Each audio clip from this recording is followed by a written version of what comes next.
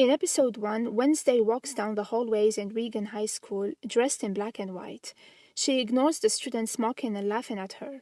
She heads to her graffiti-covered locker and finds her brother Pugsley all tied up, with an apple in his mouth. She then has a vision in which she sees who tortured her brother. She discovers that the swim team are the bullies, so she heads to the swimming pool with 2 bags full of piranhas that she lets loose and unleashes on the culprits. Her stare turns to a smirk as one of the bullies gets attacked.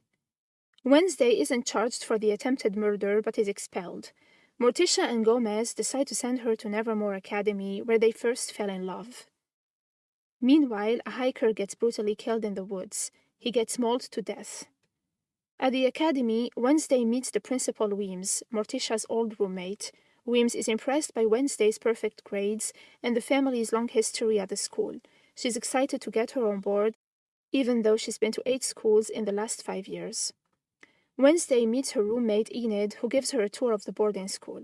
She also mentions the different cliques. Nevermore is a place for outcasts and freaks. There are vampires, fangs, werewolves, furs, stoners or gorgons, and sirens, scales. The popular girl is named Bianca, and her ex-boyfriend Xavier, who is the academy's resident tortured artist. And luckily, rumors already spread about Wednesday's murderous acts, and she's the outcast of this school as well. Wednesday bids her family farewell. Morticia gifts her a necklace made of obsidian and a crystal ball to contact her on. Gomez releases Thing, who's tasked with keeping an eye on her. Sheriff Galpin surveys the woods. There are body parts all over. This murder is actually the 3rd one so far. Wednesday has an argument with her roommate. Enid talks about her vlog and emojis, then dances to pop music. Wednesday orders her to turn it off, but Enid retaliates by flashing her werewolf claws.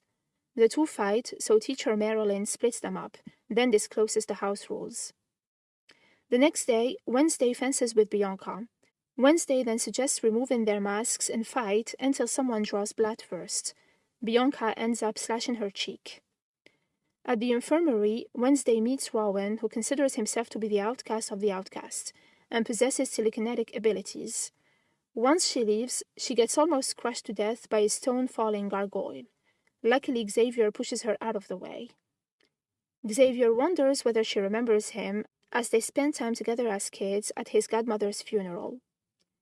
Later, Wednesday finds Thing hiding under her covers. She threatens to torture him for information. She makes the Hand pledge their loyalty to her. Larissa drives Wednesday to her therapy session with Dr. Kimbot in Jericho, a small town outside of Nevermore. The doctor tries to get her to open up, but to no avail. Wednesday flees through the bathroom and heads to the coffee shop. She meets Tyler, the sheriff's son, who works as a barista. He encounters some issues with the coffee machine as he can't understand Italian. Wednesday helps him and fixes it. In return, she asks him to drive her to the nearest bus stop. He agrees to help her once he finishes his shift. While waiting for him, she encounters a gang of bullies. She calls them out for being racist, violent colonizers.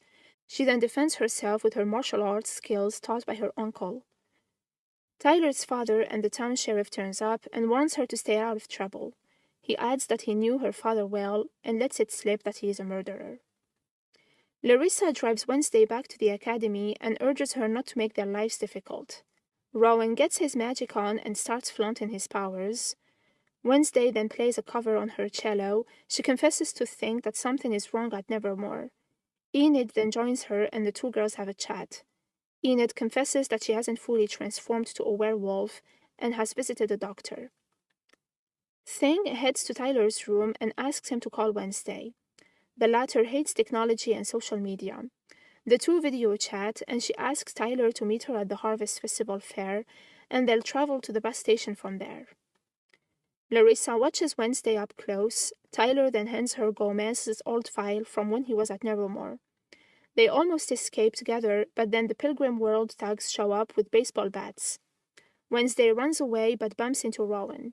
She has a premonition about his death. She runs after him to warn him, but he attacks her first. He pins her to a tree with his powers. Rowan reveals that he was the one who tried to kill her with the gargoyle. He's the one who must protect Nevermore. He shows her an old drawing done by his mother, a powerful seer, that foreshadows the coming of a terrible entity, and the woman in the drawing looks a lot like her. Before Rowan can finish her off, a huge monster turns up and mauls Rowan to death. Wednesday then picks up Rowan's drawing. The episode ends with Wednesday's parents contacting her through the crystal ball for an update. She confides that she escaped death twice, found out that her father may be a murderer, learned that she could be the one to destroy the school, and realized that a monster saved her life. She thinks she'll grow to love it there.